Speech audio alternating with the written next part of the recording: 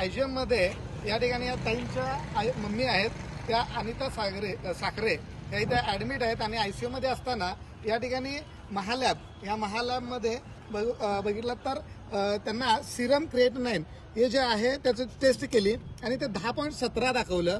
म्हणजे हे किडनीचं त्या ठिकाणी डायग्नोज करण्यासाठी हा रिपोर्ट आहे आणि किडनी फेल असणाऱ्याच 10.17 येते. त्यांनी सांगितले की किडनीला प्रॉब्लेम आहे आणि इथनं घेऊन जावा. त्यानंतर दुसऱ्या प्रायव्हेट निदान आम्ही लॅबला केलं तर त्या लॅबमध्ये 1.1 आलं म्हणजे नॉर्मल आहे. 1.1 या ठिकाणी आलं. त्या यांच्या चौकशी केल्यानंतर हे म्हणले आमची महालॅब सगळ्यात टॉपची लॅब आहे आणि तुम्ही ह्या लॅबला तिथं क्वालिफाईड करू शकत नाही. म्हणून आम्ही निदान इचलकरंजीमध्ये टॉप आणि एमडी डॉक्टर आहेत. इथं सुद्धा एमडीच आहेत महालॅबला, पण ह्या एमडीच्या इथं सुद्धा आज टेस्ट केली तर 1.1च आहे.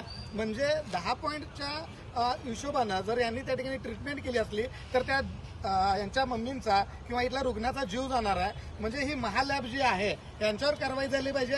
आयजीएमचे जे इथले स्टाफ आहेत यांनी सुद्धा कुठल्या पद्धतीने त्या ठिकाणी ट्रीटमेंट केली याची चौकशी झाली पाहिजे. नागरिकांचा जीव घेण्याचा प्रकार परत एकदा या ठिकाणी झाला.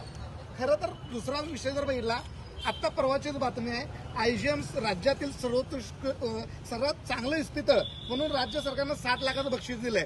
मग हे जर एक नंबरला असेल तर याच्यानंतरच्या हॉस्पिटलची अवस्था काय हा प्रश्न सगळ्यात मोठा निर्माण होतोय.